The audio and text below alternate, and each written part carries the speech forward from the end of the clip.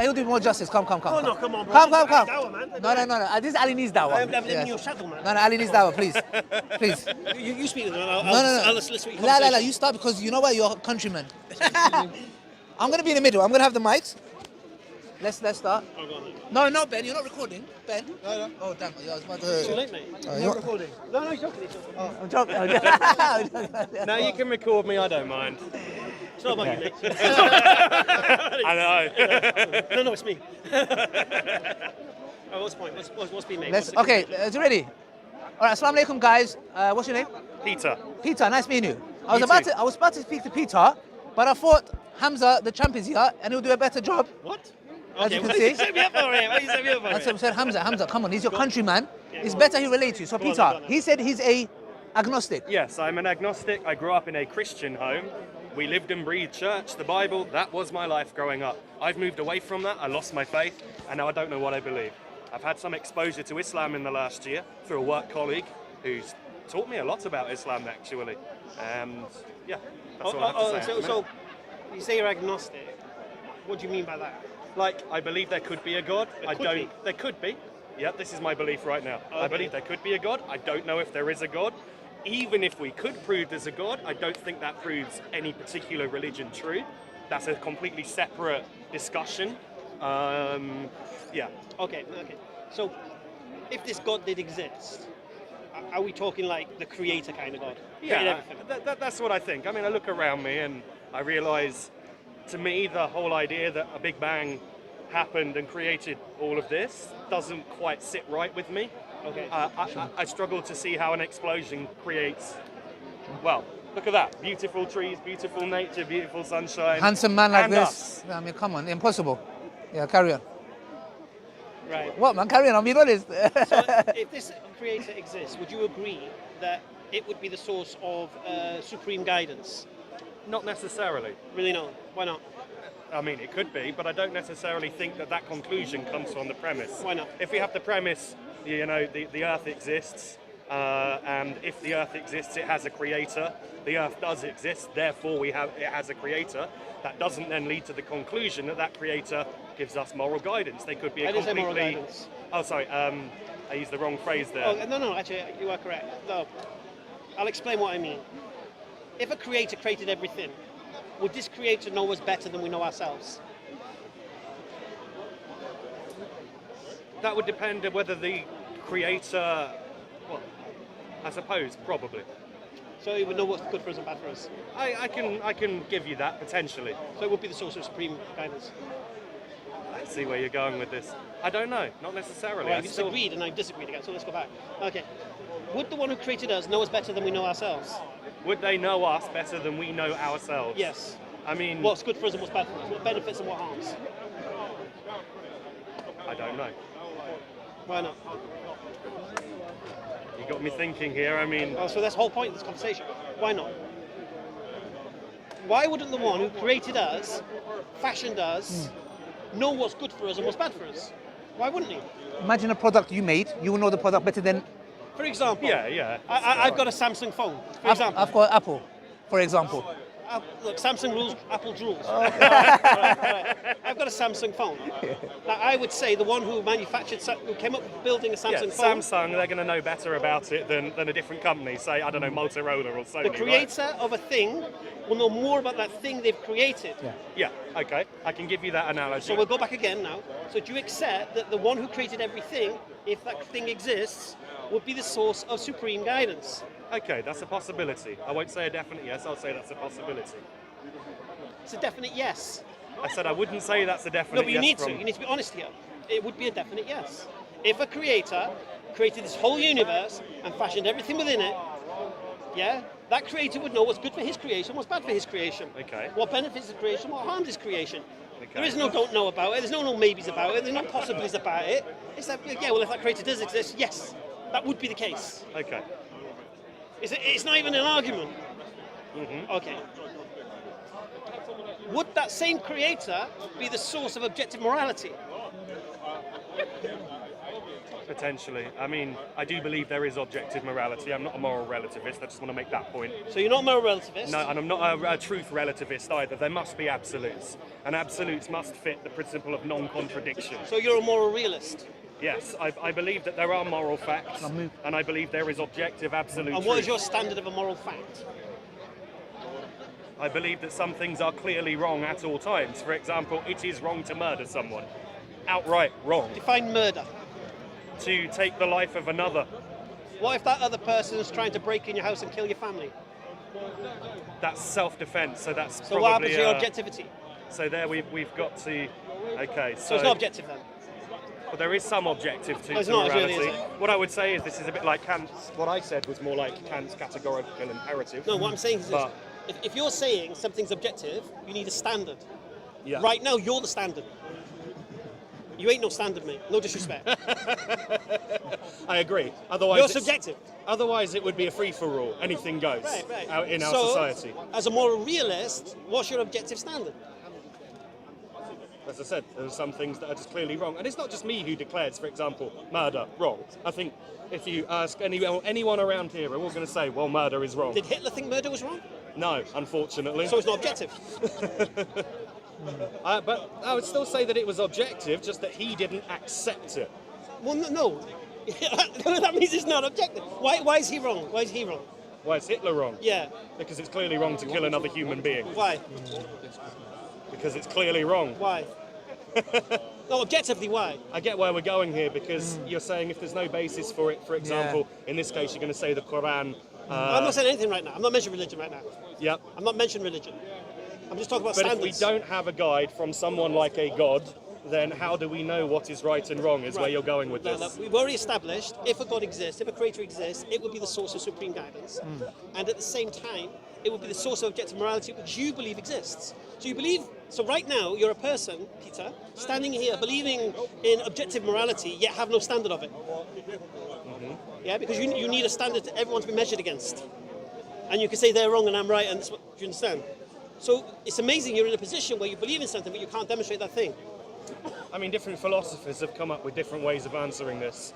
How? I'll give you an example, Kant's categorical imperative, who states that you should not commit yourself to an action unless you will that action to be universal law. In that was how he was trying to develop an objective standard of morality. So, for example, I shouldn't kill someone unless I can will that everyone goes around killing people. And I think most of us couldn't do that. Therefore, he would say murder is wrong. And he'd use the same with lying and stealing and a lot of the other things that, not just me, but in general, in the world, we agree is wrong. Is lying objectively wrong? I think it would depend on the circumstance. So it's not objectively wrong. I mean, if it was World War II... You can't see. If I ask you a question, right, and I say, is it objectively wrong, and your response is, depends on the circumstance. I didn't say that I agreed with Kant's categorical No, imperative. I was giving that as an I example. understand, yeah. I'm just saying. There've got to be exceptions to certain rules, and this is contextually based. No. If I asked you, right, is something objectively wrong, and you say depends on the circumstance, now you've switched from objective to subjective, because then who decides on the circumstance? And who agrees that meets the threshold of the circumstance? Do you understand the point? Mm-hmm. Yeah, I'm not bullying you here. I just like to. Can you stop bullying him, Hamza? I just like to carve to the bone. I don't feel bullied. Good man. There you go. All right. You don't look like you can be bullied, by the way. So we've established a very simple principle that if God does exist, a creator does exist, it would have to be the source of supreme guidance, and it would have to be the source of objective morality, because whatever we get up to is irrelevant to God, this creator.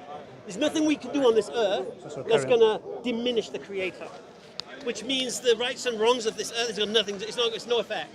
We're not like talking about Greek gods where you don't worship them and they start to lose their strength and all that crap. Or Zeus, who might smite you with a lightning bolt. We need to worship their idols. Right, we're not talking about this. We're talking about a creator, right? So if this creator exists, then we'd agree on this principle, yeah? And you'd be stupid, a fool, not to connect to this creator. Would you agree to that? I'd be a fool to what? Sorry, say that again? Not connect to this creator if this creator existed. If this creator was personal and knowable, then yes. No. If this creator existed, that is supreme, it's a source of supreme guidance for us human beings, and is the source of the objective morality you crave, then you would be stupid not to connect to that creator if indeed that creator existed. If that creator existed, then yes, probably. Definitely. I try not to speak in absolute terms most of the time. I don't do efforts from Maisies. I do absolutes, yeah? Because this is an absolute. You'd be a fool. If God existed in reality and He's created us, you'd be a fool not to connect to Him. Mm-hmm. You'd be a fool not to ask God, give me some guidance, man. Tell me what's good for me, what's bad for me, what harms, what benefits. When I die, what's going to happen? You'd be a fool not to connect to that knowledge. Agree? Fair enough. How would you know if a God exists? A creator exists? I've got no way of proving it with complete certainty. How would a creator, how could you know anything about a creator if that creator existed?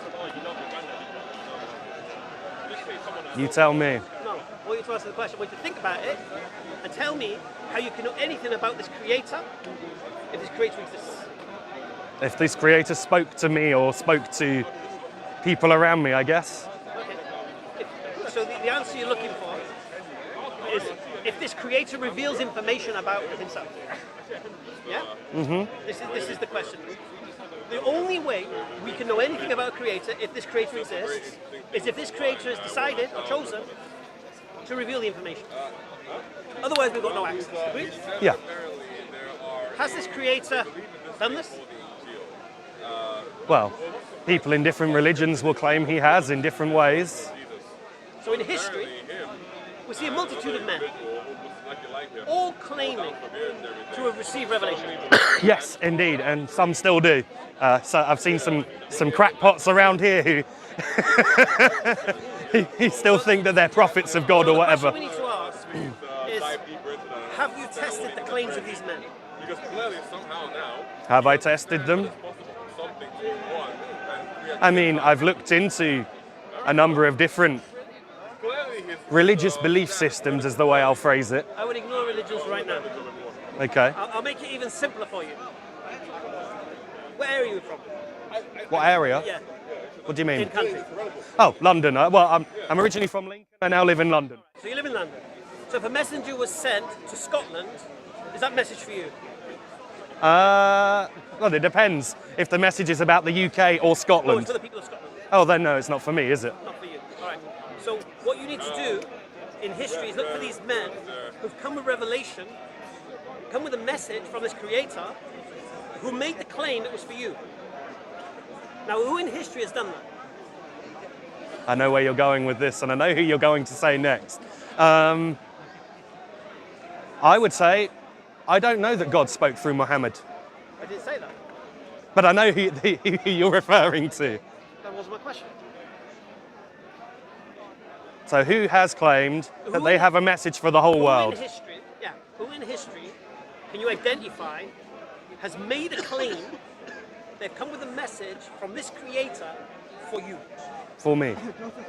Well, yeah, Joseph Smith certainly did, with his vision of the angel Moroni and the magic plates that he read from the ground. That it's clearly bullshit, but excuse my language, but according to Hamza, because No, because it's cameras. Okay, yeah, sorry, I'll be careful of my language. and kids ignore are the watching. pigeons. Yeah. Ignore the pigeons. Hamza, I'm coming for you after you're done, okay? Ignore the pigeons. I want to talk about the Injils, okay. the truth of Injils. Okay. So the point here is this: only one man in history said he came for you. Yeah. If you want to cite Joseph Smith, you're welcome to do so. I would cite Jesus Christ. Okay, Jesus Christ. Okay. Did he say he came for you? I came to seek and save those who were lost. He didn't say those who were lost in Israel. Did he? Did not say I have come not to worship God as Israel? He came for everyone. Is that what he said? Right? According to what I grew up believing, Jesus came for everyone. So when Jesus said, "Go ye not into the Gentile, enter ye not the city of the Samaritans, for I have not been sent but to the lost sheep of the house of Israel," what did he mean? You just mixed two just together. I don't have the Bible with me to check. And remember, as I said, I don't really believe the Bible anymore, but I know what I grew up with and what I grew up believing. Jesus said, I am the way, the truth, and the life. No one comes to the Father but by me. Yeah. But who's And his audience? that's no one, Who's his not audience? no Jew, no Gentile, no... He preached to the people who were there around Who him. were they? Well, the Jews, the Gentiles. No. Yes. Jesus never preached to Gentiles. The According centurion to was the Gentile. New Testament. Jesus reached out to the Gentiles, According to the certainly. New Testament, Jesus never preached to Gentiles. In one occasion, when the Samaritan woman came to him and asked for help, what did he say to her? Don't you know, I have not been sent but to the lost sheep of the house of Israel. Is it fair to give the bread of the children to the dogs? Yeah? So he differentiated between Jews and Gentiles, as in children and dogs. Children of Israel, dogs.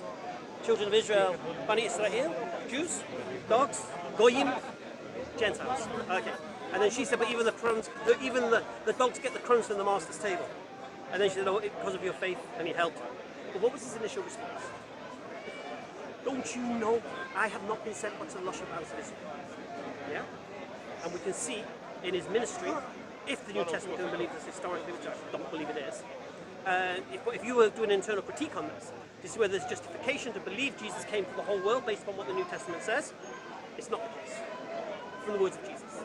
You might have Paul come in later saying such and such a thing. But we're talking about Jesus here. Paul's not a messenger of God. Jesus was. Jesus was the prophet. Only one man in history, Peter, came for the whole world. That was Muhammad. Peace and blessings be upon him.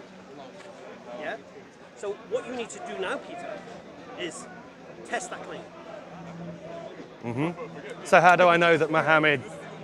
And I don't want to come across offensive in what I'm saying. I want to try and be careful in how I word Generation X, mate.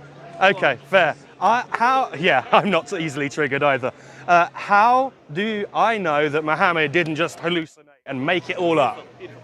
Okay, so what we should do at this point is say, look, he made a claim that an angel came to him in the cave of Hira to reveal to him he's a messenger of God. What else could explain that phenomenon? So say that again? Okay, he made a claim Yep.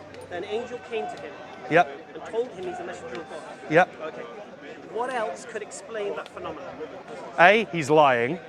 I mean, that's the number one choice. He's lying, he made it up, right? I'm not saying I believe that, but that's a possibility. B, maybe he took some plant or something that made him hallucinate. C, maybe he had an illness that caused him to hallucinate. They're the three initial possibilities that come off the top of my head. What's the fourth? Okay. So you have the two atheist claims and the one Christian claims. So the two atheist claims are that he was lying. He invented the whole story for some benefit or whatever. And there was no angel because angels don't exist. So he must be lying because angels don't exist. Okay. That's the one claim of the atheist. The other claim of the atheist is angels don't exist. Now, if he says he was talking to angels and hearing voices of angels, he must have some kind of psychosis. Mental health problem, yeah. Or hearing voices or something. So these are the two claims of the atheist. Delusion and lying. Then the claim of the Christians is that this wasn't an angel, this was in fact Satan. An angel imitating an angel of light, tricking Muhammad into believing he's a messenger of God. The problem the Christian has at this point, he has to accept that Muhammad was a man of integrity.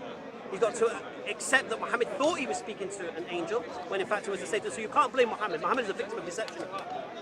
And he thought he was delivering a message. So he should be seen as Christians as a man who's a victim. Yeah?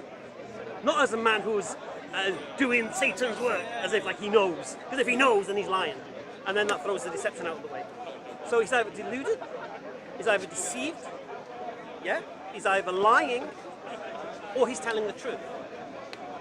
Now, when you do the investigation into this, you'll realize he wasn't crazy.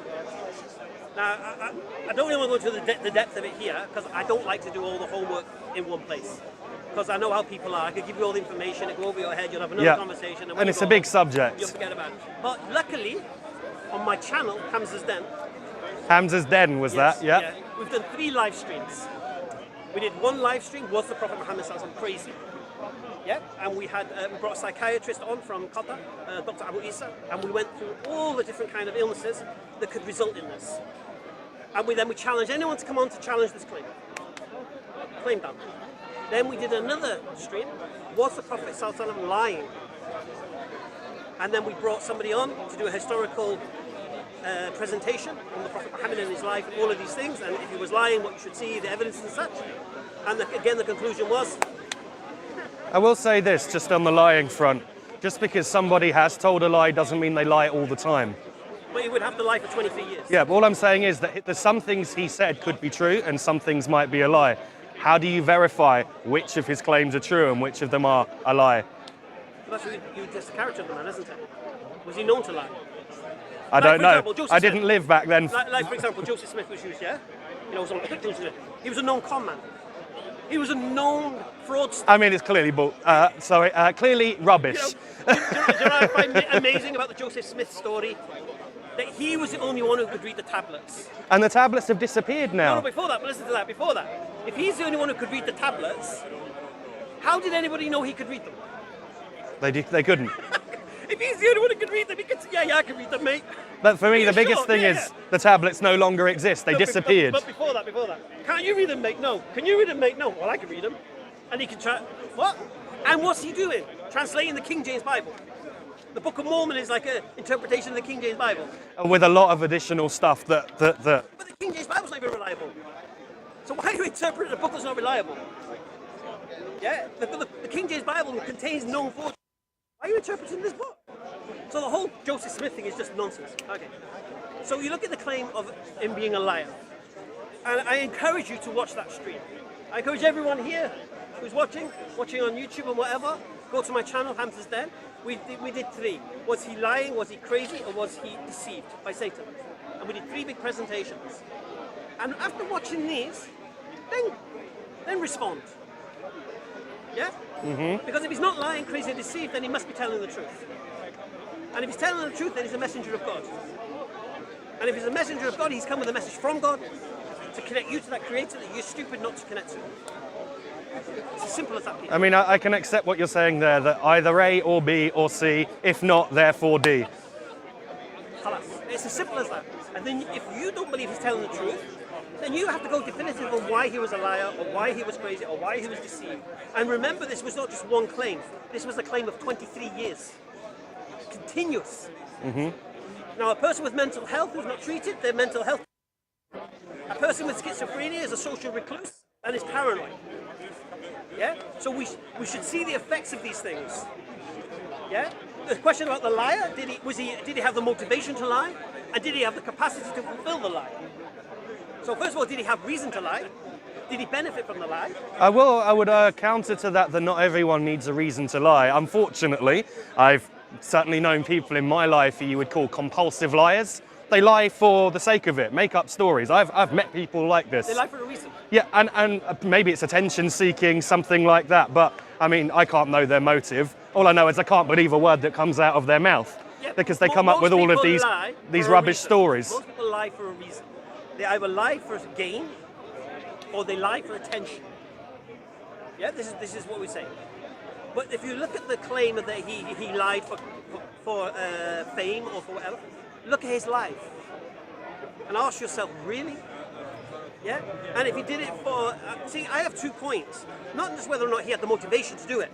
He may be altruistic. He may have seen a society and thought, you know what? I need to change these guys. I need to stop doing the things they're doing. You wouldn't really go and tell them to stop doing the thing that holds the whole society together. Stop worshipping idols. He could easily have gone down and said, you know what? You can keep the idols, but remember Allah's the main God. You know what I'm saying? If you wanted to, like... if you want to lie to the people, like our mate Tommy Robinson, yeah? He's created this event on June the 1st, isn't it? I don't know. So he's doing this big I march. know who he is. I don't know a lot about. But what he's done very cleverly, he's roped everyone in. If you're against immigration, no problem. If you're against transgender toilets and stuff like this in your school. So he's basically spoke to everybody who's got a little piece of the pie, bring them all together to act like he's got this movement. Do you understand? So you do little bits and pieces. Okay, so this is an example of that. Anyway, so we look at the motivation, and then we look at the capacity. Did this man have the ability to do what he's accused of? Could this man have invented the Quran? Could he have made this up? You can look at what the people at the time said when he was reciting it. Did they say it was made up? Did they say it was a liar? What did they say? They sent their best poets to listen to the Quran being recited. What was their response when they came back? When they said, where's he getting these words from? They said, it's sorcery. Why did Arab poets, some of the greatest poets that have ever existed in Arabic, when they heard the Quran, their only conclusion was, it's supernatural. It's something, we don't know where he's getting this from. Why would that be their reaction? To some random man making this stuff up? I mean, to be fair, at that time, everyone thought everything was supernatural. This was a time in history when, if we go back even 500 years, everything was supernatural in one way or the other. It was either of God or it was witchcraft and of the devil. That was the kind of world that it was back then. Yeah, potentially. But when they said to him, because why send poets then? Why not send witches or soothsayers or something? They sent poets. Why? Because they knew this man Muhammad. He grew up with them. From the Bani Hashim. He was an orphan boy in their society. They watched him grow. This guy's illiterate. Now where's he getting all this information from? And it's beautiful. It's like poetry. It's sweet to the ear. Where's he getting this from? You're the poets. Go listen to him. Where's he getting this info from? And they came back, and they didn't come, oh, he must have read some beautiful Arabic scripture somewhere. They said, this is sorcery. So this is an indication that there's something special about the words. Maybe you need to be an Arab to really understand what was special about those words. Yeah, I mean, poetry often doesn't translate. I mean, the words might, the poetry often doesn't. Style, meaning, grammar. Yeah. You need to get style. If you get style, meaning, and grammar in a sentence, it's pretty impossible. Because you get style, meaning, grammar's gone. Yeah. Grammar, meaning, no style. I'm studying to try and learn Polish, so I sort of understand. Yeah. So you lose something. But the Quran contains style, meaning, and grammar throughout, A to Z, beginning to end. And when you read the Quran, virtually every single chapter is the same message. History of man, guidance for man, warning of what's to come. Throughout it. Warning of the past, guidance for the present, get ready for the future. And I make this claim to anyone. Islam, and nothing but Islam, can give you peace of mind, body, and soul. No other way can. Christianity can't do it. Judaism can't do it. Christians make the same claim. They can't make the claim. Christians' minds have to remain in a box. Christians can't question too hard what they're supposed to believe as Christians, because it crumbles in their hands. And if Muslims question too hard what they're supposed to believe as Muslims and end up leaving the faith, we're told to question they're going to be made to suffer for it. One second. We're told to question it. We're told to question these things. Allah says in the Quran throughout it, question it. Oh, men of understanding. You're allowed to question maybe, but you're not allowed to conclude that Islam is wrong. Why not? Well, you know what happens to people who leave Islam. What happens? Well, they're outcasts. What do you mean? They become an outcast. I can't remember what the word is for somebody who leaves Quran Islam. say? I know they're committing shirk very often. What does the Quran say about those who leave Islam? Well, I know... Have you read the Quran? No. So how are you going to tell me what the Quran says? However, I do know that, having watched the video here with Ali Dawah himself speaking to a former Muslim who became a Christian, that Ali Dawah said that that man deserved capital punishment. I've seen his own words on video saying that. Where's Ali? Ali! Oh, I'll leave it. So the point is this. The Quran says those who leave Islam and come back. Leave Islam and come back. Leave Islam and come back. Yeah? Allah doesn't say kill them in the Quran. Yeah?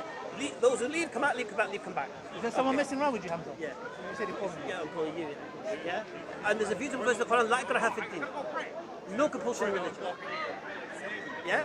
If there's no compulsion, then why in the Sharia does it say that, Christians and Jews, if they refuse to convert, should be forced to pay jizya, is it? I think that's the word. The tax. Okay. And what does jizya enable? Sorry, who pays jizya?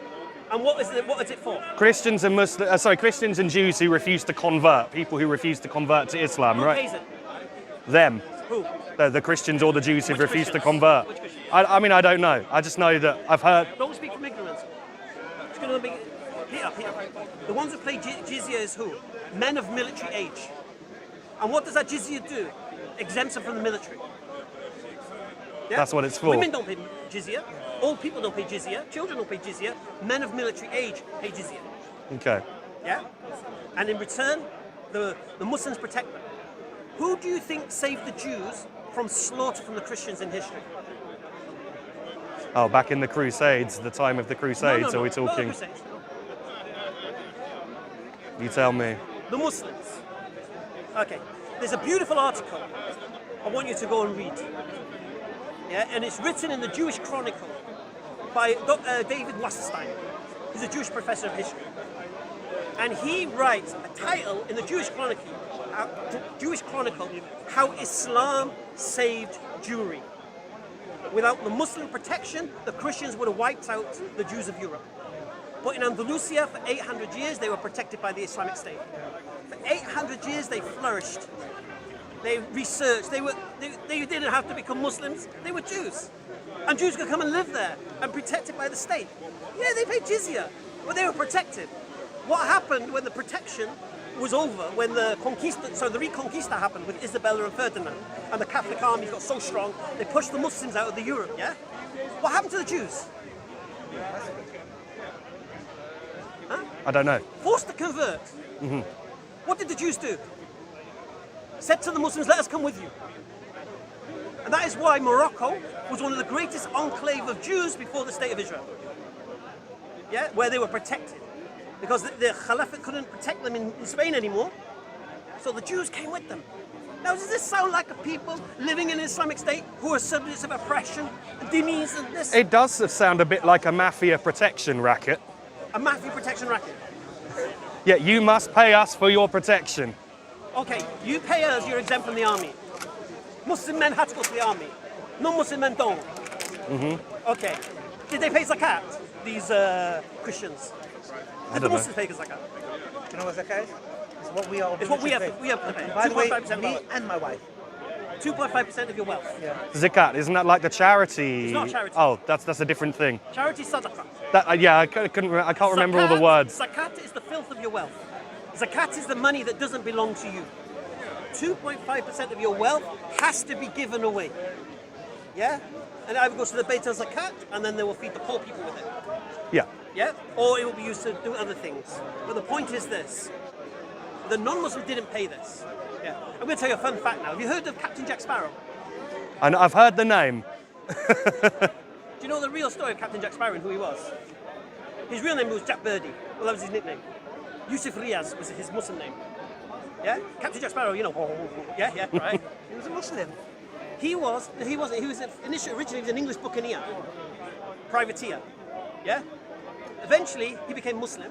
His Sicilian wife became a Muslim. Their whole pirate ship, buccaneers, you know, they call them buccaneers, they're pirates. Yeah. Became Muslim. And they were ferrying Jews from Spain to Morocco. This is a history you'll never know. There should be a movie about this, but you'll never hear it. Because they've rubbished the name. Whitewash history. They've whitewashed history. Captain Jack Sparrow, you just think, that's what you think now. But you know, I hear Captain Jack Sparrow, I think of Jack Birdie. I think of Yusuf Riaz. I think of a Sicilian wife on a pirate ship with no rum drinking and all of this stuff. Yeah. And I question this, subhanAllah. Why didn't I learn this in school, man? This is information. Well, the point I'm trying to make to you is this, talking about the Islamic State and jizya and all of these things. 800 years, the Jews flourished. Without Islam protecting them, the Christians would have wiped them out. Because the Christians were so anti-Semitic, it was unreal. Why were they? Because they believed that they killed Jesus and all of this. If you see the words of the church fathers, they should burn all the synagogues down, all of these things. Yeah, they wanted to distance Christianity away from the Jews.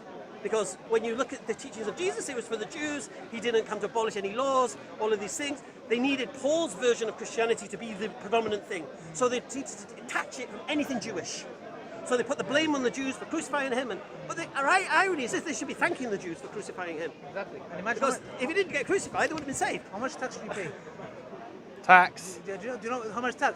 Far too much. Exactly. So imagine, let me tell you something. In Islamic lands, you would love it because you are enjoying what it offers, and you're paying a simple jizya, which is what, a dinar a year, and that's obviously just to protect you. What previous nations will do is there's no jizya, there's slaughter, we pillage everything. If you look at it, which is very interesting, somebody mentioned just to add on this, is that do we have, you know,